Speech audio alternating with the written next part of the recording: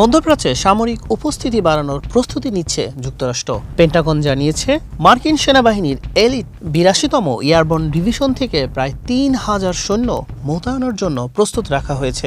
মার্কিন president Donald Trump যখন যুদ্ধ শেষ করতে তেহরানের সাথে চুক্তির কথা বলছেন, ঠিক তখনই এই বিশাল সামরিক উপস্থিতি বাড়ানো হচ্ছে। যুক্তরাষ্ট্রের প্রতিরক্ষা দপ্তর পেন্টাগন জানিয়েছে, এই সৈন্যরা বর্তমানে যুক্তরাষ্ট্রের নর্থ ক্যারোলিনার ফোর্ট ব্রাগ ঘাঁটিতে অবস্থান করছেন। হোয়াইট হাউসের মুখপাত্র অ্যানা কেলি জানিয়েছেন, প্রেসিডেন্ট ট্রাম্পের কাছে সব ধরনের সামরিক বিকল্প খোলা রয়েছে, তবে ইরানের মাটিতে সরাসরি সেনা পাঠানোর বিষয়ে এখনও চূড়ান্ত সিদ্ধান্ত হয়নি। তবে ভবিষ্যতে এই অঞ্চলে বড় ধরনের অভিযানের সক্ষমতা তৈরি করা হচ্ছে। রয়টার্স জানিয়েছে, যুক্তরাষ্ট্র ৮২তম এয়ারবর্ন ডিভিশন ১৮ ঘন্টার মধ্যে পৃথিবীর যেই কোনো জায়গায় মোতায়েন করা যায়। তারা প্যারাশুট হামলায় বিশেষজ্ঞ।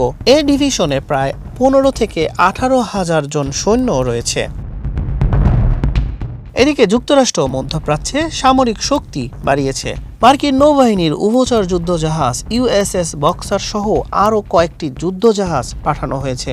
মধ্যপ্রাচ্যে প্রায় ৫০,০০০ মার্কিন সেনা মোতায়েন রয়েছে। রয়টার্সের প্রতিবেদনে বলা হয়েছে, যুক্তরাষ্ট্র হরমুজ প্রণালী সুরক্ষা এবং ইরানের গুরুত্বপূর্ণ তেল রপ্তানি কেন্দ্র খার্ক আইল্যান্ডে অভিযান চালাতে পারে। ইরান জানিয়েছে, স্থল অভিযান মার্কিন সেনারা প্রবেশ করলে তাদের কঠোর জবাব দেওয়া হবে।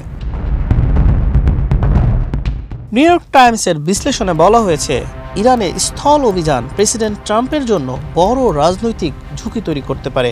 নতুন করে মধ্যপ্রাচ্যে সংঘাত জড়ানোতে ট্রাম্পের জনসমর্থন কমে গেছে। এদিকে যুক্তরাষ্ট্রের সামরিক অভিযান শুরুর পর থেকে ইরানের অভ্যন্তরে প্রায় ৯,০০০ লক্ষ্যবস্তুতে হামলা চালানো হয়েছে।